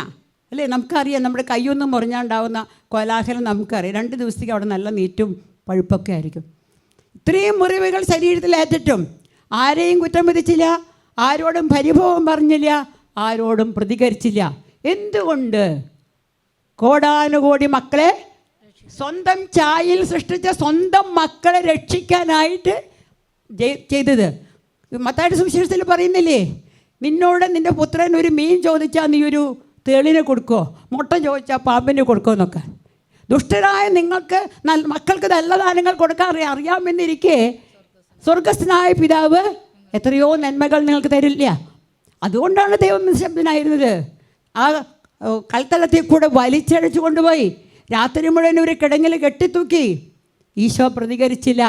പിറ്റേ ദിവസം മുൾക്കിരീടം അണിയിച്ചു, പ്രതികരിച്ചില്ല. ഭാരമുള്ള കുരിശുമരം ചുമത്തി, പ്രതികരിച്ചില്ല. പ്രതികരണമല്ല, നിശബ്ദതയായിരുന്നു അവിടെ വേണ്ടത്. എന്നിട്ട് ഈ കുരിശം വഹിച്ചുകൊണ്ട് അവിടുന്ന് ഗഗുൽത്താമ്പലിയിലേക്ക് പോയി. എത്രയോ തവണ വീണു. ആ കുരിശ്, ഭാരമുള്ള ആ കുരിശ് ശരീരത്തിൻ്റെ മുകളിൽ വീഴുമ്പോൾ ഈശോ അനുഭവിച്ച വേദന എന്തായിരിക്കും? അട്ടഹാസം, പരിഹാസം, കൊലവിളി. ഈശോ ഒന്നും പ്രതികരിച്ചില്ല. അവസാനം ഗഗുൽത്താ മലയിൽ എത്തിയപ്പോൾ തൻ്റെ പ്രിയപ്പെട്ടവരുടെ മുമ്പിൽ യേശുവിനെ വിവസ്ത്രനാക്കിയപ്പോൾ അപ്പോഴും ദൈവം ഒന്നും പ്രതികരിച്ചില്ല. അവസാനം ആ കുരിശിലെ കിടത്തി ആ കൈകാലുകളിൽ ആണിയടിച്ചപ്പോഴും ആ വേദന കൊണ്ട് അലറിയതല്ലാതെ ദൈവം അവരോട് പ്രതികരിച്ചില്ല. കുരിശിൽ തൂങ്ങി 3 മണിക്കൂർ കിടന്നപ്പോഴും ദൈവമേ, ഇവർ ചെയ്തത് എന്തെന്ന് അറിയുന്നില്ല, ഇവരോട് ക്ഷമിക്കണേ എന്നേ ഈശോ പ്രാർത്ഥിച്ചുള്ളൂ. അപ്പോഴും ഈശോ പ്രതികരിച്ചില്ല. അങ്ങനെ മരിച്ച് സംസ്കരിക്കപ്പെട്ടു. അങ്ങനെ ദൈവം സ്വന്തം ഛായയിൽ സൃഷ്ടിച്ച കോടാനുകോടി മക്കൾ നശിച്ചു പോകാതിരിക്കാൻ ദൈവം തൻ്റെ പുത്രനെ ബലിയായി ഈ ഭൂമിയിലേക്ക് അയച്ചു. ഇന്ന് നമുക്കറിയാം, ദൈവം എത്രയോ കുഞ്ഞുങ്ങളെ ഭൂമിയിലേക്ക് അയക്കുന്നുണ്ട്. ദൈവത്തിന് ഒരിക്കലും മനുഷ്യവംശത്തിൻ്റെ മേൽ മടുപ്പ് തോന്നിയിട്ടില്ല. പ്രിയപ്പെട്ടവരെ, ഇത്രയൊക്കെ അപരാധങ്ങളും കുറ്റങ്ങളും പാപങ്ങളും നമ്മൾ ചെയ്തിട്ടും ദൈവത്തിന് മനുഷ്യരോടുള്ള ആ സ്നേഹം മാറിയിട്ടില്ല. കാരണം ദൈവം സ്നേഹമാണ്. ആ സ്നേഹം ഇങ്ങനെ ഒഴുകിക്കൊണ്ടിരിക്കുകയാണ് മനുഷ്യ കുഞ്ഞുങ്ങളിലൂടെ. നമുക്കറിയാം, ഭൂമിയിൽ ജനിക്കുന്ന ഓരോ കുഞ്ഞും, ഭൂമിയിൽ ജനിച്ചു വീഴുന്ന ഓരോ കുഞ്ഞും, ഭൂമിയിൽ ജനിക്കേണ്ടിയിരുന്ന കോടാനുകോടി മക്കളും ദൈവത്തിൻ്റെ സൃഷ്ടികളാണ്. നമുക്കറിയാം, നമ്മളിന്ന് ലോകത്തെക്കുറിച്ച്, ഭൂമിയെക്കുറിച്ച്, വ്യക്തികളെക്കുറിച്ചൊക്കെ വളരെ നെഗറ്റീവായുള്ള ചിന്താഗതി പുലർത്തുന്നവരാണ്. അല്ലേ? എവിടെ ഒരു പ്രത്യാശയില്ലാത്ത മട്ടിലാണ് നമ്മുടെ സംസാരം. പക്ഷെ ദൈവത്തിന് നമ്മളിലുള്ള പ്രത്യാശ കൈവിട്ടിട്ടില്ല. ദൈവം ഇപ്പോഴും, ടാഗോർ പറയുന്നുണ്ട് ഗീതാഞ്ജലിയിൽ, ജനിച്ചു വീഴുന്ന ഓരോ കുഞ്ഞും ദൈവം മനുഷ്യനിൽ മടുത്തിട്ടില്ല എന്ന് ഉച്ചസ്ഥരം പ്രഖ്യാപിക്കുകയാണ്. നമുക്കറിയാം, നമ്മൾ ഈ ലോകത്തിൽ നടക്കുന്ന പ്രശ്നങ്ങൾ, അല്ലേ? നമുക്കറിയാം, എന്താ കാലാവസ്ഥാ വ്യതിയാനം, ഇഷ്ടം പോലെ പാപങ്ങൾ. നമുക്ക് പത്രം വായിക്കാൻ പോലും പേടിയാണ്. അത്രമാത്രം ചീത്ത കാര്യങ്ങളാണ് പത്രത്തിലൂടെ വെളിപ്പെടുന്നത്. എന്തുകൊണ്ടാണ് ഇത് സംഭവിക്കുന്നതെന്ന് നിങ്ങൾ ആലോചിച്ചിട്ടുണ്ടോ? എനിക്ക് തോന്നിയത് ഇതാണ്, എത്രയോ കുഞ്ഞുങ്ങളെ ഭ്രൂണഹത്യ വഴി നമ്മൾ ഒടുക്കി. ഓരോ കുഞ്ഞിനും ദൈവത്തിൻ്റെ സൃഷ്ടി പദത്തിൽ, അല്ലെങ്കിൽ മാസ്റ്റർ പ്ലാനിൽ, ദൈവത്തിന് മനുഷ്യനെക്കുറിച്ചൊരു മാസ്റ്റർ പ്ലാൻ ഉണ്ട്. ആ മാസ്റ്റർ പ്ലാനിന് ഓരോ കുഞ്ഞിനും ഓരോ പ്രത്യേക സ്ഥലമുണ്ട്, ഒരു സ്പേസ് ഉണ്ടെന്ന് പറയും നമ്മൾ, അല്ലേ? നമുക്ക് ഓരോ കുഞ്ഞിനും ഓരോ സ്പേസ് ഉണ്ട്. നമ്മൾ കൊന്നൊടുക്കുന്ന ഈ കുഞ്ഞുങ്ങളുടെയൊക്കെ ആ സ്പേസ് എന്ത് ചെയ്യും? ആ സ്പേസ് ആര് നികത്തും? ആ വിടവ് ആര് നികത്തും? നമുക്കറിയാം, ഓസോൺ പാളിയിൽ വിടവ് വന്നു. എന്താ സംഭവിക്കുന്നത്? സൂര്യനിൽ നിന്നും അൾട്രാ വയലറ്റ് റേസും ബാക്കി എല്ലാ ഹാംഫുൾ റേസും കടന്ന് നമ്മുടെ ശരീരത്തെ ആക്രമിക്കുന്നു, അല്ലേ? സ്കിൻ ക്യാൻസർ കൂടുന്നു, ഒരുപാട് രോഗങ്ങൾ നമുക്കുണ്ടാകുന്നു. സൺ അലർജി, സൺലൈറ്റ് അലർജി, അങ്ങനെ തുടങ്ങിയത്. എന്തുകൊണ്ടാണ് കാര്യം? ഓസോൺ പാളിക്ക് തുള വീണു. ഇവിടെ ഈ പ്രപഞ്ചത്തിൽ ദൈവം സൃഷ്ടിച്ചിട്ടുള്ള മനുഷ്യ കുഞ്ഞുങ്ങളെല്ലാം നമ്മൾ കൊന്നൊടുക്കുമ്പോൾ ഇവിടെ വരുന്ന ഗ്യാപ്പ് ഉണ്ടല്ലോ, ആ ഗ്യാപ്പ് ആര് ഫില്ല് ചെയ്യും? നമ്മൾ മന്ത്രിമാരൊക്കെ മരിച്ചാൽ, അല്ലെങ്കിൽ വലിയ വലിയ ആൾക്കാരൊക്കെ മരിച്ചാൽ നമ്മൾ പറയും നികത്താനാവാത്ത വിടവ്. ആ വിടവ് പിന്നെ നികത്തപ്പെടും. പക്ഷെ ഓരോ കുഞ്ഞും ചെയ്തു തീർക്കേണ്ട ഉത്തരവാദിത്തങ്ങൾ ഈ ഭൂമിയിൽ ദൈവം നിശ്ചയിച്ചിട്ടുണ്ട്. ഓരോ കുഞ്ഞും ഭൂമിയിൽ പിറക്കുന്നത് ഒരു പ്രത്യേക അസൈൻമെൻറ്റ്, ദൈവം കൊടുക്കുന്നൊരു ടാസ്ക് പൂർത്തിയാക്കാനാണ് ഓരോ കുഞ്ഞും ജനിക്കുന്നത്. ശാസ്ത്രജ്ഞന്മാരാകാം, ഡോക്ടർമാരാകാം, നേഴ്സുമാരാകാം, കൂലിപ്പണിക്കാരാകാം, അല്ലെങ്കിൽ തത്വചിന്തകരാകാം, ആത്മീയ നേതാക്കളാകാം, സാധാരണ മനുഷ്യരാകാം. പക്ഷേ ഓരോ വ്യക്തിക്കും ഒരു പ്രത്യേക ദൗത്യം ദൈവം ഏൽപ്പിച്ചിട്ടുണ്ട്. ഒരു ടാസ്ക് ഉണ്ട്. ദൈവം ഓരോ മനുഷ്യനും ഒരു അസൈൻമെൻറ്റ് കൊടുക്കുന്നുണ്ട്. നമ്മൾ ഈ കുഞ്ഞുങ്ങളെ, കോടാനുകോടി കുഞ്ഞുങ്ങളെ കൊന്നെടുക്കുമ്പോൾ ഈ ഗ്യാപ്പ് നിങ്ങൾ നോക്കുക, എത്ര ഗ്യാപ്പ്, കോടാനുകോടി, ഒരു കണ്ടിന്യൂറ്റി ഇല്ല, ഒരു തുടർച്ചയില്ല, നികത്താനാവാത്ത, തീർത്തും നികത്താനാവാത്ത ഒരു വിടവ്. അപ്പോൾ ഭൂമിയുടെ സന്തുലിതാവസ്ഥ തകർക്കുന്നത് ദൈവമല്ല, കാലാവസ്ഥാ വ്യതിയാനം വരുന്നത് ദൈവമല്ല. ഇതെല്ലാം നമ്മുടെ കയ്യിലിരിപ്പ് അല്ലെങ്കിൽ നമ്മുടെ പ്രവൃത്തികളുടെ ഫലമാണ്. ഇതാ നിങ്ങൾ പറയട്ടെ, കൊളോസോസ് 1:15-20 വായിച്ചേ. കൊളോസോസ് 1:15-20. അവൻ അദൃശ്യനായ ദൈവത്തിൻ്റെ പ്രതിരൂപവും എല്ലാ സൃഷ്ടികൾക്കും മുമ്പുള്ള ആദിജാതനുമാണ്. അവനിൽ സ്വർഗത്തിലും ഭൂമിയിലുമുള്ള ദൃശ്യവും അദൃശ്യവുമായ എല്ലാ വസ്തുക്കളും സൃഷ്ടിക്കപ്പെട്ടു. വ്യക്തികളോ അധികാരങ്ങളോ എന്തുമാവട്ടെ, എല്ലാം അവനിലൂടെയും അവന് വേണ്ടിയുമാണ് സൃഷ്ടിക്കപ്പെട്ടത്. മനസ്സിലായോ? അപ്പോൾ മക്കൾ ചോദിക്കുമ്പോൾ ധൈര്യമായിട്ട് പറയണം, നീ സൃഷ്ടിക്കപ്പെട്ടത് നിനക്ക് വേണ്ടിയല്ല, നീ സൃഷ്ടിക്കപ്പെട്ടത് എനിക്ക് വേണ്ടിയുമല്ല, നീ സൃഷ്ടിക്കപ്പെട്ടത് ദൈവത്തിന് വേണ്ടി. കാരണം എല്ലാ സൃഷ്ടവസ്തുക്കളും ദൈവത്തിന് വേണ്ടി സൃഷ്ടിക്കപ്പെട്ടു. എന്തിന്? ദൈവത്തിൻ്റെ ഹിതം നിറവേറാൻ. എന്താ ദൈവത്തിൻ്റെ ഹിതം? അത് ബാലി കയറാൻ മലയൊന്നുമല്ല. ദൈവത്തിൻ്റെ ഹിതം അനുഷ്ഠിക്കുക എന്ന് പറഞ്ഞാൽ മലയാറ്റൂർ മല കയറുന്ന അത്ര ബുദ്ധിമുട്ട് പോലുമില്ല. 1 തെസ്സലോനിക്ക 5-ാം 16, 17, 18 വാക്യങ്ങളിൽ അത് പറയുന്നുണ്ട്. 1 തെസ്സലോനിക്ക 5-ാം 16, 17, 18 നമുക്ക് എല്ലാവർക്കും അറിയാവുന്ന വചനാണ്. എന്താണ്? എപ്പോഴും സന്തോഷിക്കുക, ഇടപെടാതെ പ്രാർത്ഥിക്കുക, എല്ലാ കാര്യങ്ങളിലും നന്ദി പ്രകാശിക്കുക. ഇതാണ് യേശുക്രിസ്തുവിൽ നിങ്ങളെ സംബന്ധിച്ചുള്ള ദൈവഹിതം. ഈ ദൈവഹിതം നിറവേറ്റാണ് ദൈവം നമ്മൾ സൃഷ്ടിച്ചത്. എന്താണ് പറയുന്നത്? ഹിമാലയത്തിൻ്റെ മുകളിൽ കയറിയിട്ട് ഇന്ത്യൻ പതാക സ്ഥാപിക്കണമെന്നൊന്നും ദൈവം ആവശ്യപ്പെടുന്നില്ല. അല്ലെങ്കിൽ അതിനേക്കാളും ഘോരമായ എന്തെങ്കിലും നടത്തണമെന്ന് ദൈവം ആവശ്യപ്പെടുന്നില്ല. നീ തീയിലൂടെ നടന്നിട്ട് പ്രാർത്ഥിക്കാൻ പറയുന്നില്ല. ദൈവം പറയുന്നത് എന്താ? സന്തോഷിക്കുക. സന്തോഷിക്കുക എന്ന് പറഞ്ഞാൽ എന്താ? ബ്ലൂ ഫിലിം കണ്ട് സന്തോഷിക്കാനല്ല പറയുന്നത്. അല്ലെങ്കിൽ ലോകത്തിലെ സുഖങ്ങളിൽ അല്ല ആർമാദിക്കാനല്ല പറയുന്നത്. ആ ദൈവികമായൊരു സുഖം, സന്തോഷമുണ്ട് അല്ലേ? നമുക്ക് പ്രാർത്ഥിക്കുമ്പോൾ ചിലപ്പോൾ കിട്ടുന്നൊരു അനുഭവം, ആ സന്തോഷം. അതിലെന്ത് വേണം? പ്രാർത്ഥിക്കണം. എന്ത് വേണം പിന്നെ? നിങ്ങളെല്ലാ കാര്യങ്ങളിലും ദൈവത്തിന് നന്ദി പ്രകാശിപ്പിക്കണം. അങ്ങനെ കഴിയുമ്പോൾ നമ്മൾ ദൈവഹിതം പരിപാലിക്കണം. ഈ ദൈവഹിതം എന്താണ്? പാലിക്കാൻ വേണ്ടിയാണ് ദൈവം നമ്മളെ സൃഷ്ടിച്ചത്. അതുകൊണ്ട് വീണമായാലും നമ്മൾ ഭയപ്പെടേണ്ട. കാരണം നമ്മൾ വീഴുമെന്ന് ദൈവത്തിന് പൂർണ്ണ ഉറപ്പുണ്ട്. പക്ഷേ റോമ 15:13 പറയുന്നുണ്ട്, പ്രത്യാശയുടെ ദൈവം. നമ്മുടെ ദൈവം പ്രത്യാശയുടെ ദൈവം അല്ലേ? എൻ്റെ ആത്മാവെ നീ എന്തിനു വിഷാദിക്കുന്നു, നീ എന്തിനും നെടുവേർപ്പെടുന്നു, നിൻ്റെ പ്രത്യാശ കർത്താവിൽ അർപ്പിക്കുക. ഇതൊക്കെ നമുക്കറിയാം, നമുക്ക് എല്ലാവർക്കും അറിയാം കാര്യങ്ങൾ. പക്ഷെ പ്രശ്നങ്ങൾ വരുമ്പോൾ നമ്മൾ എന്ത് ചെയ്യും? നമ്മൾ പതറിപ്പോകും, നമ്മൾ വീണു പോകും. നമുക്ക് ദൈവത്തിൽ പ്രത്യാശ അർപ്പിക്കാൻ ആദ്യം തോന്നില്ല. പക്ഷേ ദൈവം തോന്നിപ്പിക്കും. എങ്ങനെ? നമ്മൾ പറയും മൂക്കോണ്ട് ക്ഷാക്ഷ വരച്ച് കഴിയുമ്പോഴേ നമുക്ക് തോന്നും. അപ്പോൾ പിന്നെ നമ്മൾ എവിടെ വരും? ദൈവത്തിൽ. ആദ്യം നമ്മൾ രോഗം വന്ന് എവിടെ ഓടും? ഡോക്ടറെ അടുത്ത്. അങ്ങനെ എല്ലാ ആശുപത്രികളിലും കയറി ഇറങ്ങി ഉള്ള കാശും പോയി, പണവും പോയി. അപ്പോൾ നമ്മൾ എന്ത് വരും? ഇനി ഏതച്ഛൻ്റെ അടുത്ത് പോയാൽ ആ സുഖം കിട്ടും? നമ്മൾ ധ്യാന കേന്ദ്രം തേടി വരും. രോഗം വരുമ്പോൾ തീർച്ചയായിട്ടും ഡോക്ടറെ കാണണം. എനിക്ക് ഒരു അനുഭവം ഉണ്ടായതാണ്. എൻ്റെ ഒരു കസിൻ ഡോക്ടറാണ്. അപ്പോൾ ഈ രോഗം വന്നപ്പോൾ ഞാൻ അവനെ വിളിച്ചു, ഇങ്ങനെ വന്നു എന്ന് പറഞ്ഞു. അപ്പോൾ അവനൊരു മരുന്ന് എഴുതി തന്നു. ആ മരുന്ന് വാങ്ങി കൊടുക്കാൻ പറഞ്ഞു. ഞാൻ പറഞ്ഞു, ഇവൻ എന്ത് പൊട്ടം മരുന്ന് എഴുതി തന്നാവും, ഞാനിത് കൊടുക്കണില്ല എന്നും പറഞ്ഞു. ഞാൻ കൊടുത്തില്ല. എന്തായാലും തമ്പുരാൻ എന്താ പറയണേന്ന് കരുതി ഞാൻ വചനമൊന്നും എടുത്തു. ദൈവമേ, എന്നെ ചാട്ടവാറോട് അടിച്ചാൽ എനിക്ക് ഇത്രയും വേദന ഉണ്ടാവില്ല. വൈദ്യൻ പറയുന്ന കാര്യം നീ ചെയ്യണം. വൈദ്യന് അറിവ് കൊടുത്തത് ഞാനാണ്. ഞാൻ ഉടനെ തന്നെ പോയി ആ മരുന്ന് വാങ്ങിച്ചാൽ കൊടുത്തു. എന്തായാലും അതുകൊണ്ട് രോഗവും മാറി. അപ്പോൾ ഡോക്ടറെ കാണരുതെന്നോ മരുന്ന് കഴിക്കരുതെന്നോ അല്ല പറയുന്നത്. അതിലുപരി നമുക്ക് ദൈവത്തിലെ ആശ്രയിക്കണം. നമ്മുടെ പ്രത്യാശ ദൈവത്തിൽ വെക്കണം. ഇനി തീത്തോസ് 2:14 എടുത്ത് നോക്കിയേ. യേശു ക്രിസ്തു എല്ലാ തിന്മകളിൽ നിന്നും നമ്മെ മോചിപ്പിക്കുന്നതിന് സൽപ്രവർത്തികൾ ചെയ്യുന്നതിൽ തീക്ഷ്ണതയുള്ളൊരു ജനതയെ തനിക്ക് വേണ്ടി ശുദ്ധീകരിക്കുന്നതിനുമായി നമ്മെ പ്രതി തന്നെ ബലിയർപ്പിച്ചു. നമ്മൾ വീണുപോയേക്കാം, പക്ഷെ ഓർക്കുക, നമ്മുടെ ക്രിസ്തു നമ്മളെ രക്ഷിക്കാൻ വേണ്ടി ബലിയർപ്പിച്ചു. അപ്പോൾ ദൈവം എന്തിനു വേണ്ടിയാണ് നമ്മളെ സൃഷ്ടിച്ചത്? ദൈവത്തിന് ഇങ്ങനെ കെട്ടിപ്പിടിച്ച് സ്വന്തം ജനമായിട്ട് കൊഞ്ചിച്ച് ലാളിച്ച് കൊണ്ടു നടക്കാനാണോ? അല്ല. അതിൽ പറയുന്നുണ്ടല്ലേ, Efesos 2:10 പറയുന്നുണ്ട്. എന്താണ്? സൽപ്രവൃത്തികൾ ഒന്ന് വായിക്കാവോ? Efesos 2:10. നാം ദൈവത്തിൻ്റെ കരവേലയാണ്, നാം ചെയ്യാൻ വേണ്ടി ദൈവം മുൻകൂട്ടി ഒരുക്കിയ സത്പ്രവർത്തികൾക്കായി യേശു ക്രിസ്തുവിൽ സൃഷ്ടിക്കപ്പെട്ടവരാണ്. നമ്മൾ എന്തിനു വേണ്ടിയാണ് സൃഷ്ടിക്കപ്പെട്ടത്? സത്പ്രവർത്തികൾ ചെയ്യാൻ. നേരത്തെ പറഞ്ഞില്ലേ, ദൈവികതം അനുഷ്ഠിക്കാൻ. എന്താ ദൈവികതം?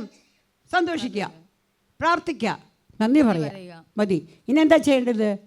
സൽപ്രവർത്തികൾ ചെയ്യണം. ഇത് 1 പത്രോസ് 2:9 നിങ്ങൾ തിരഞ്ഞെടുക്കപ്പെട്ട വംശവും രാജകീയ പുരോഹിത ഗണവും വിശുദ്ധ ജനതയും ദൈവത്തിൻ്റെ സ്വന്തം ജനവുമാണ്.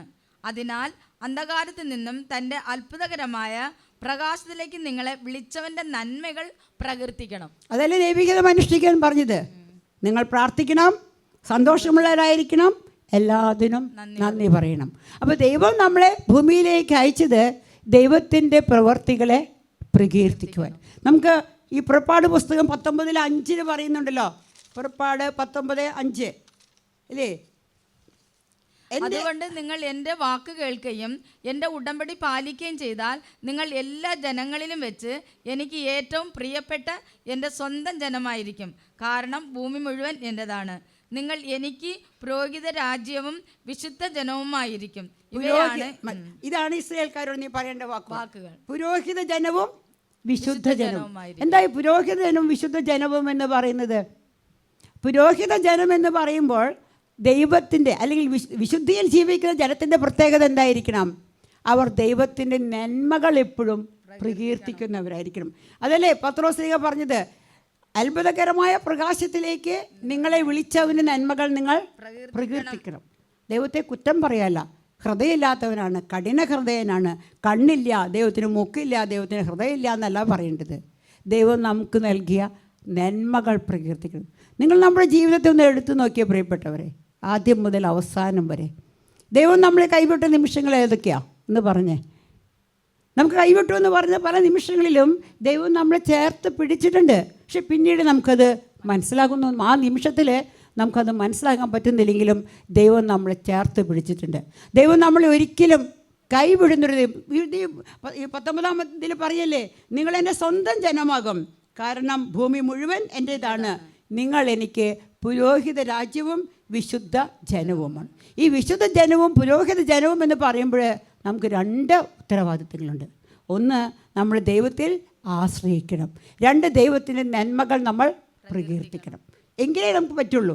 ദൈവം നമുക്ക് നൽകിയ നന്മകൾ പ്രകീർത്തിക്കുമ്പോൾ നമ്മൾ ദൈവത്തിൻ്റെ സ്വന്തം ജനമായി മാറും, വിശുദ്ധ ജനമായി മാറും, അതുപോലെ പുരോഹിത ജനവുമായി തീരും. ഇനി ഈ കൽപ്പനകൾ പാലിച്ചാൽ നമുക്കറിയാം, കൽപ്പനകൾ പാലിച്ചാൽ നമുക്ക് ദൈവത്തിൻ്റെ വാഗ്ദാനങ്ങൾ ലഭിക്കും. ഇനി എന്തൊക്കെ നന്മകളാണ് ഈ കൽപ്പനകൾ പാലിച്ചാൽ നമുക്ക് ലഭിക്കും? ഞാൻ 1-ാം പ്രമാണത്തിൻ്റെ അന്തരാർത്ഥങ്ങളിലേക്കൊന്നും പോകുന്നില്ല. കൽപ്പനകൾ പാലിക്കേണ്ട ഉത്തരവാദിത്തം നമുക്കുണ്ട്. എന്തുകൊണ്ട് നമ്മൾ കൽപ്പനകൾ പാലിക്കണം?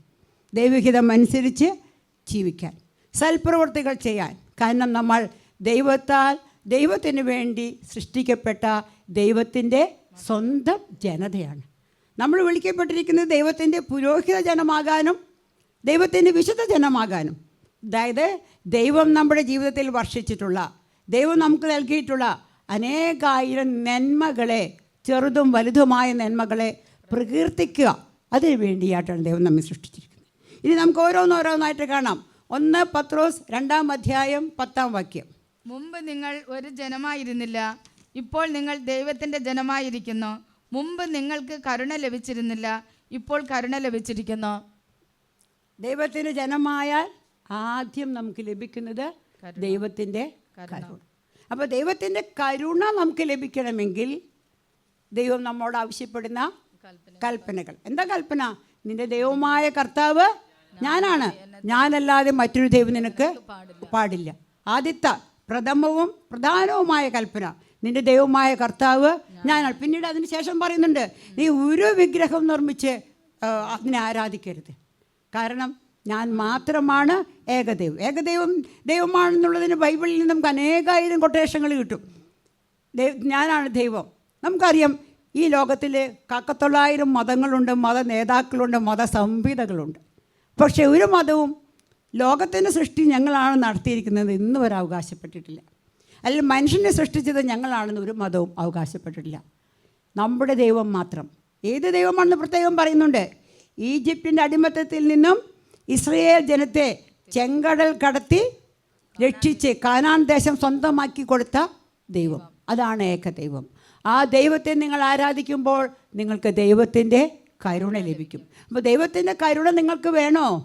ഒറ്റ മാർഗം, ദൈവത്തിൻ്റെ കൽപ്പനകൾ പൂർണ്ണ ഹൃദയത്തോടെ പറയുന്നുണ്ട്. നിങ്ങൾ ദൈവത്തെ ആരാധിക്കണം. എങ്ങനെ ആരാധിക്കണം? 3 മെത്തേഡാണ്. ഒന്ന്, പൂർണ്ണ ദൈവത്തോട് പ്രത്യാശയുള്ളവരായിരിക്കണം, ദൈവത്തെ വിശ്വസിക്കണം, ദൈവത്തെ സ്നേഹിക്കണം. ദൈവം നമ്മളെ സ്നേഹിക്കുന്നുണ്ടെങ്കിൽ തീർച്ചയായിട്ടും ആ സ്നേഹം തിരിച്ചു കൊടുക്കാൻ ബാധ്യസ്ഥരാണ് നമ്മൾ. എങ്ങനെ സ്നേഹിക്കണമെന്ന് പറയുന്നുണ്ട് മത്തായി സുവിശേഷത്തിൽ.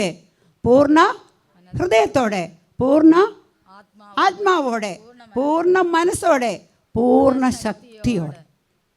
ഇത്രയും പൂർണ്ണതയിൽ നിങ്ങൾക്ക് ദൈവത്തെ സ്നേഹിക്കാൻ പറ്റുമെങ്കിൽ ഇത് നിങ്ങൾക്ക് സ്നേഹിക്കാൻ പറ്റും. നിങ്ങളുടെ മക്കളെ നിങ്ങളെങ്ങനെയാണ് സ്നേഹിക്കുന്നത്? പകുതിയാണോ സ്നേഹിക്കുന്നത്? അല്ല, നമ്മൾ നമ്മുടെ മക്കളെ സ്നേഹിക്കുന്നത് എങ്ങനെയാണ്? പൂർണ്ണ ഹൃദയത്തോടെ, പൂർണ്ണ മനസ്സോടെ, പൂർണ്ണ ആരോഗ്യത്തോടെ, പൂർണ്ണ ശക്തിയോടെയോടെ നമുക്ക് നമ്മുടെ മക്കളെ സ്നേഹിക്കാൻ പറ്റുമെങ്കിൽ ഈ മക്കളെ തന്നെ ദൈവത്തെ സ്നേഹിക്കാൻ നമുക്ക് എന്താ ബുദ്ധിമുട്ട്? അപ്പോൾ ദൈവത്തെ സ്നേഹിക്കണം. അങ്ങനെയാണ് നമ്മൾ ദൈവത്തെ ആരാധിക്കേണ്ടത്. ദൈവത്തെ വിശ്വസിക്കണം. എന്ത് വിശ്വസിക്കണം? ദൈവം സർവശക്തനാണ് നമ്മൾ വിശ്വസിക്കണം. ദൈവത്തിന് അസാധ്യമായിട്ട് യാതൊന്നുമില്ല എന്ന് നമ്മൾ വിശ്വസിക്കണം. ദൈവത്തിനെല്ലാം സാധ്യമാണ് എന്ന് വിശ്വസിക്കണം. പിന്നെ നമ്മൾ ദൈവത്തിൽ പ്രത്യാശിക്കണം. പ്രത്യാശ എന്ന് പറഞ്ഞാൽ എന്താ? ദൈവത്തിനെല്ലാം നമുക്ക് ചെയ്തു തരാനായിട്ട് കഴിയും. ഇനി ലേവ്യർ 18:5, നീ ദീർഘകാലം ജീവിക്കണമെന്ന് നീ ആഗ്രഹിക്കുന്നുവോ? അതൊന്നും പോകുന്നില്ല. ദീർഘകാലം ജീവിക്കണമെന്ന് നീ ആഗ്രഹിക്കുന്നുവോ? നീ വചനങ്ങൾ പാലിക്കുക. നിയമാവർത്തനം 26:19 വേറെ ഒരു ഗുണം. നിയമാവർത്തനം 4:40 നിനക്ക് ഭൂമിയിൽ നന്മ കൈവരാൻ നീ ആഗ്രഹിക്കുന്നുവോ? നീ ദൈവത്തെ ആരാധിക്കണം. ദൈവത്തെ ആരാധിക്കാതെ നമുക്ക് ദൈവത്തെ സ്വന്തമാക്കാൻ കഴിയില്ല. ദൈവം വാഗ്ദാനം ചെയ്ത അനുഗ്രഹങ്ങൾ 8,000 അല്ല 10,000 വാഗ്ദാനങ്ങൾ ഈ ബൈബിളിൽ ഉണ്ടെങ്കിലും അതൊന്നും സ്വായത്തമാക്കാനായിട്ട് നമുക്ക് കഴിയില്ല. അത് കഴിയണമെങ്കിൽ നമുക്ക് ദൈവത്തെ പൂർണ്ണ ഹൃദയത്തോടും പൂർണ്ണ മനസ്സോടും പൂർണ്ണ ആത്മാവും കൂടെ സ്നേഹിക്കണം. മത്തായി 28:20 അവസാനത്തെ വാക്യം, ഞാൻ നിങ്ങളോട് കൽപ്പിച്ചവയെല്ലാം അനുസരിക്കുവാൻ അവരെ പഠിപ്പിക്കുവിൻ. അതാണ് പുരോഹിത ജനത്തിൻ്റെ മറ്റൊരു പണി. അവരെ പഠിപ്പിക്കണം. ദൈവത്തെ ആരാധിക്കാനായിട്ട് അവരെ പഠിപ്പിക്കണം. ഇതാണ് ദൈവത്തിൻ്റെ കൽപ്പനകൾ അല്ലെങ്കിൽ ദൈവത്തിൻ്റെ പ്രമാണങ്ങൾ. 1-ാം പ്രമാണം, നിന്റെ ദൈവമായ കർത്താവ് ഞാനാണ്, ഞാനല്ലാതെ മറ്റൊരു ദൈവം നിനക്ക് ഉണ്ടാകരുത്. പണമോ സമ്പത്തോ മക്കളോ ഭർത്താവോ സൽപ്പേരോ ജോലിയോ പ്രശസ്തിയോ പ്രമോഷനോ ഒന്നുമല്ല നമുക്ക് ഏറ്റവും പ്രധാനപ്പെട്ടത്. നമ്മൾ ആരാധിക്കേണ്ടത്, നമ്മൾ സ്നേഹിക്കേണ്ടത്, നമ്മൾ ബഹുമാനിക്കേണ്ടത് നമ്മുടെ നല്ല ദൈവത്തെയാണ്.